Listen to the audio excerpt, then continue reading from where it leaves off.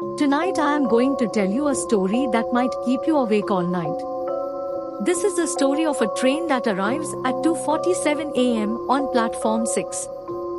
But the strange thing is this train's name is not listed in any timetable. This story is about Asad, an IT engineer whose life changed forever one night. Asad walked out late from his night shift. The old railway station was completely empty. A few people slept on benches, and a tea seller was warming his hands by the fire. His phone showed the time 2:30 a.m. The next train was at 5 a.m. As he sat quietly on platform 3, a faint whistle echoed through the silence. There's no train scheduled at this hour, Asad thought. But when he looked toward platform 6, he saw a very old train rolling in slowly. Its lights were dim.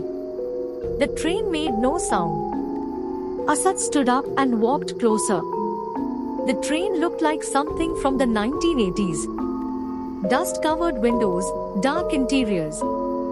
There was no driver in the engine. One compartment door creaked open by itself. A faint yellow glow came from inside. Asad walked inside. Red seats, old fans, flickering lights. Inside, 3 people were sitting. An old woman in a white sari, head bowed, hair covering her face. A man in a 1980s suit reading a newspaper. The date on it was 15th November 1987. A little girl in a red frock, holding a broken doll, her half face burned. The train started moving. Asad looked outside and realized the platform was drifting away. There were no tracks. The train was moving through the air into darkness. The old woman said without looking up, "No one gets off this train. Everyone leaves only at their station." Asad asked, "My station? Which one is mine?" The man lowered his newspaper. His eyes were entirely black.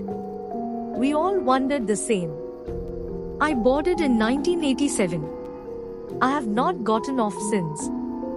The little girl turned her neck, revealing her burnt face. "This train comes for people whose death is near." Asad's hand shook. His phone fell. He remembered a beggar's warning, "Do not go home." The train accelerated. Darkness, smoke, and screaming faces surrounded him. Asad understood this was the train of death. Its final stop was the cremation ground. He remembered his grandmother's words, "Courage is greater than fear. If your heart is strong, darkness cannot touch you."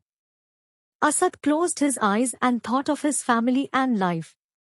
"I am not dying here," he shouted. The train shook violently. Passengers screamed. Lights flickered. Wind roared. Asad pulled the emergency chain with all his strength. There was a sudden jolt. Asad's eyes opened.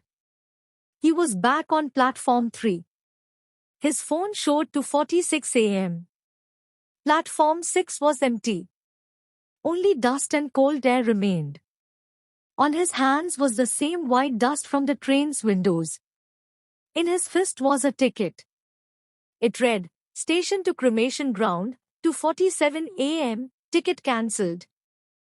Below it, written in blood, "Next time, you will not escape."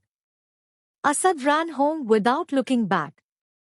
When he looked in the mirror, there was a white streak in his hair and a strange emptiness in his eyes. Even today, at 2:47 a.m., the train arrives on platform 6. If you are ever alone at a station late at night and an old train stops in front of you, never get on it. The train of death only has one destination, and no one ever returns. The story ends, but the fear remains.